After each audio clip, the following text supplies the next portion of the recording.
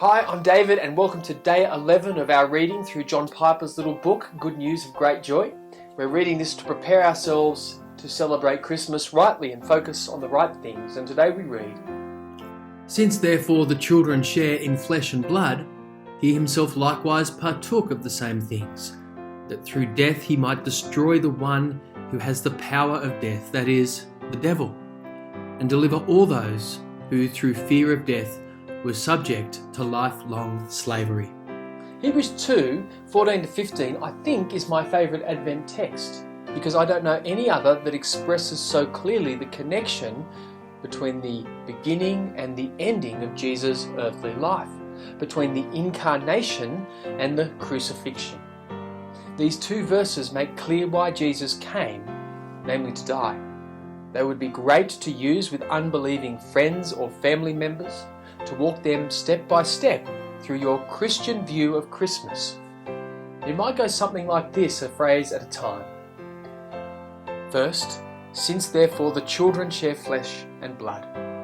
The term children is taken from the previous verse and refers to the spiritual offspring of Christ the Messiah.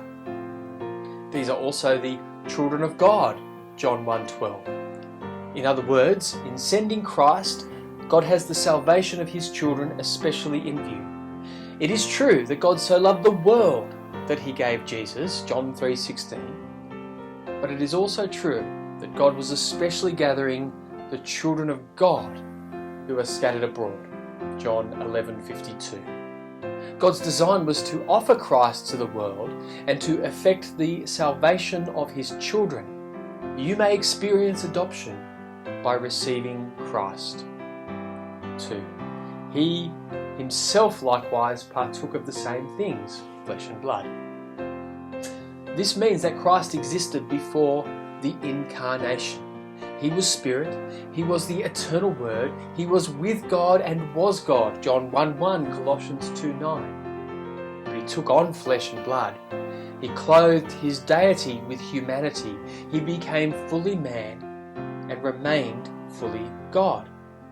It is a great mystery in many ways, but it is at the heart of our faith and what the Bible teaches. Third, that through death. The reason he became man was to die. As God, pure and simple, he could not die for sinners. But as man, he could. His aim was to die. Therefore, he had to be born human. He was born to die. Good Friday is the purpose of Christmas. This is what most people today need to hear about the meaning of Christmas. Fourth, he might destroy the one who has the power of death, that is, the devil. In dying, Christ defanged the devil. How? By covering all our sin. This means that Satan has no legitimate grounds to accuse us before God. Who shall bring any charge against God's elect? It's God who justifies, Romans 8:33. On what grounds does he justify? Through the blood of Jesus, Romans 5:9. Satan's ultimate weapon against us is our own sin.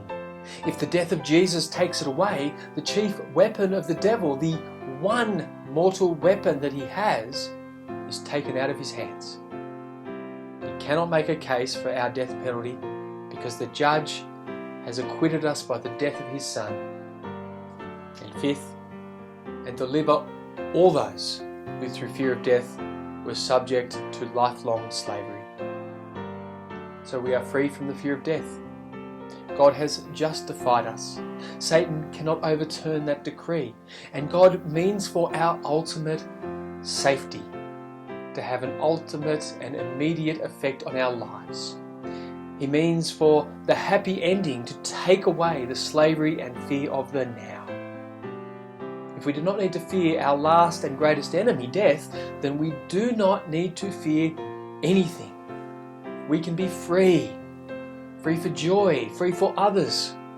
What a great Christmas present from God to us and from us to the world.